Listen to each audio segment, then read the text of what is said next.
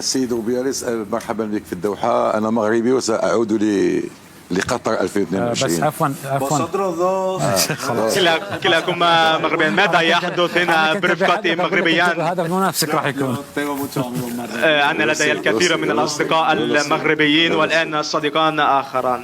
برنامج شيرينغيتو أمس استصغر كثيرا المنتخب الوطني المغربي، وقال بأن اللاعبين المغاربة في إسبانيا لاعبين غير متمكنين، رغم أن هناك 4 لاعبين مغاربة في إسبانيا، 2 في إشبيلية. استصغروا النصيري رغم أنه قبل سنة كان سجل 27 هدف لا ليغا.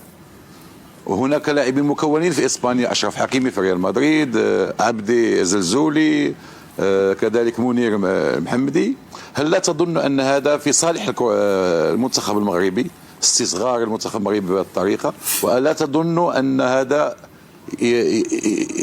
يعود إلى خوف شيرينغيتو من المنتخب المغربي؟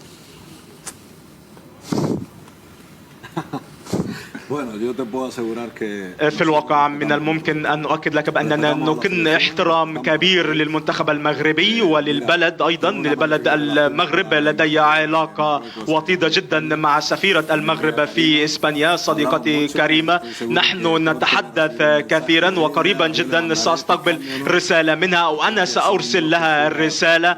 وفي النهاية ثقافتان قريبتان أو بلدان قريبتان وثقافتان أيضا، ومن يمكن أن يقول ذلك لا يمكن أن أتحدث عنه. ولكن بالنسبة لي نحن الاتحاد الإسباني نكن احترام كبير للمنتخب المغربي، ولكن نثق في لاعبينا ونأمل في أن نترشح إلى الدور التالي.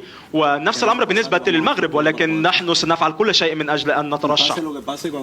ويحدث ما يحدث، سنتصافح بعد نهاية المباراة مع لاعبي المغرب لأننا نحترمهم وهم لاعبون كبار جدا. أنك أندلسي قريب جدا من ثقافتنا العربية والمسلمة.